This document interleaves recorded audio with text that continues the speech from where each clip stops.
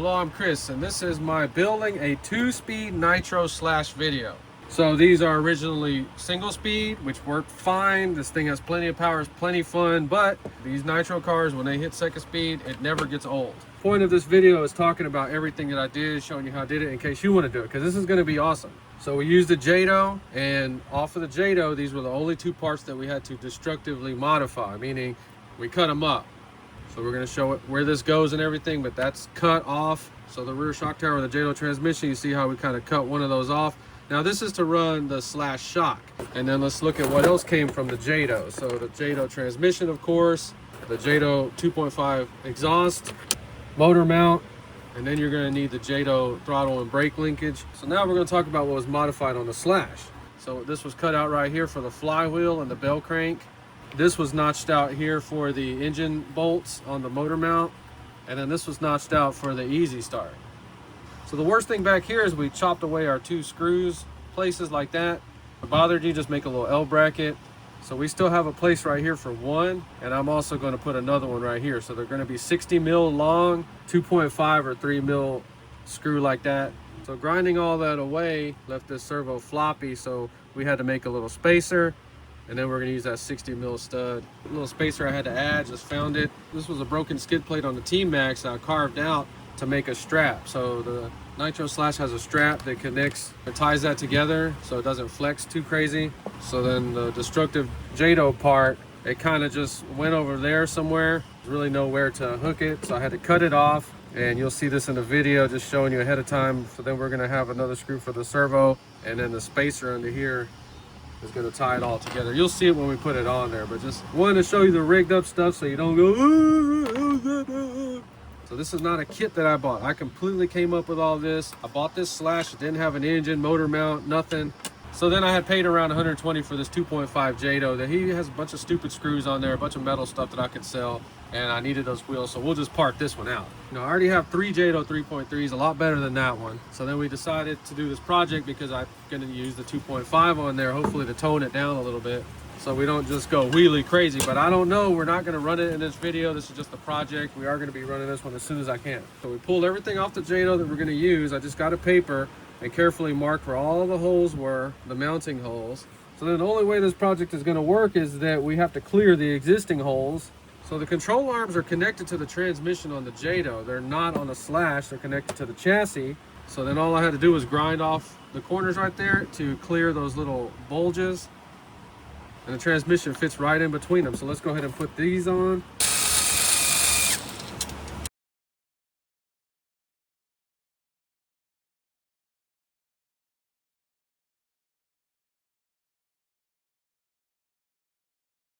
So if you screw your holes up, you have to move them over. Just put bigger washers on them. These had to have them. Well, that's for the motor mount anyway. There are 2 screws right there on the transmission, but that was for the Jato suspension arm, so we don't even have to use them. So there's 6 to mount the transmission. We have 5 out of 6. All right, so all that is in there 100%. You see what we did there? We lined our drive shafts up with the suspension, took a grinder, notched that out for the flywheel. All right, so the Jato motor mount uses these little spacers. Don't forget those, and you have longer screws. So the transmission, motor mount, engine is all mounted in there 100%. So when you're doing custom work like this, you want to put everything on there. You don't build it all up and then, oh yeah, let's put the slipper clutch on there, and then we find out it doesn't fit, it hits the pipe. All right, then you got 1 wire for your easy start.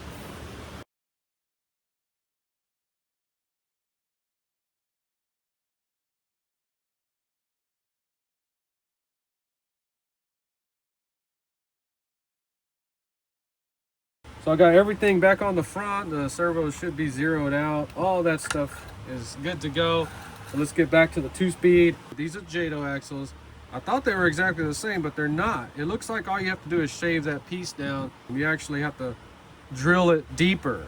So you don't want to drill bit this exactly that size because it has these little stop things on there. You want to go in between them.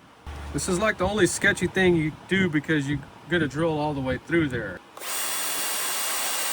All right, so you got to drill them and then you got to grind that piece flat like that. So then more info is that these are not interchangeable with the Jato, so you can't leave these stubs on there. And then you can't just use the whole axle from the Jato because the bearing's bigger on it and it's completely different. You have to use your Slash rear axles. So the Traxxas geometry is all the same, so you're going to put them in the same place the Slash has them mounted. These use a little spacer. So if anything that we need to do again is the rear shock tower, so I might have to change this up in the running video. But for right now, to get the shocks on, you can use the Jato shock tower mount. It's probably what we're going to keep and then stick something to this. So the top of the shock, we're using a 3mm spacer.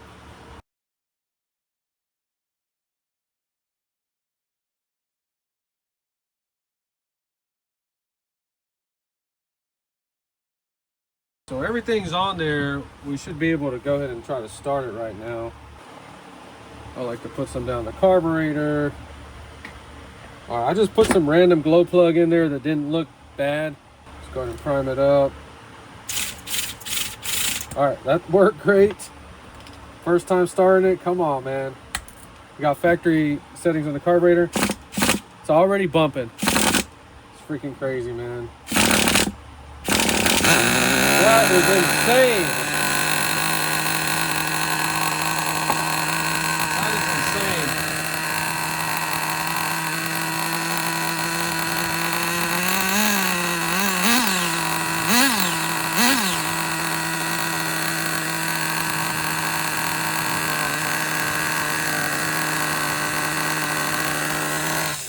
So you see how that thing just started right up? It's idling like a brand new one.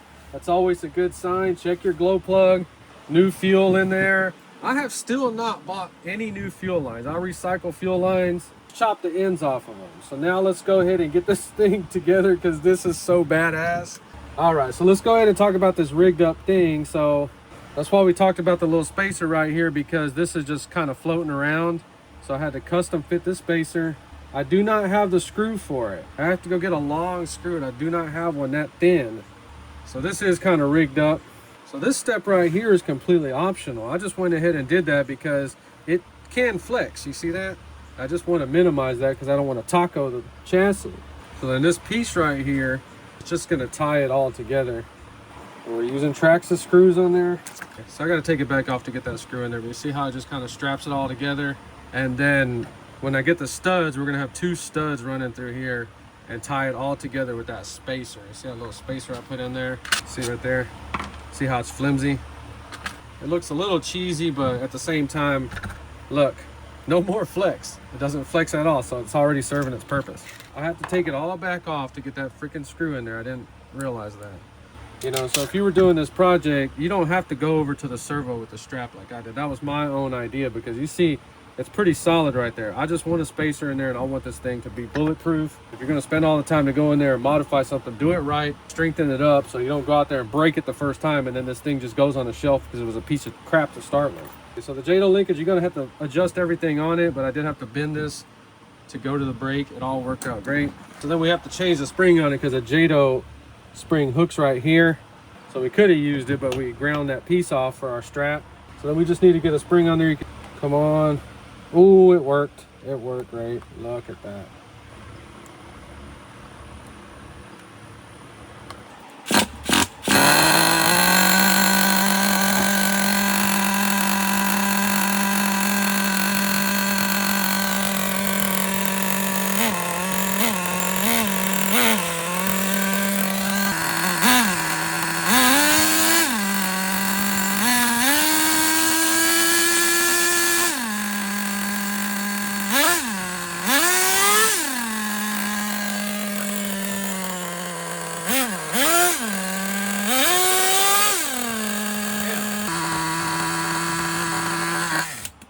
Damn, this thing runs really freaking good.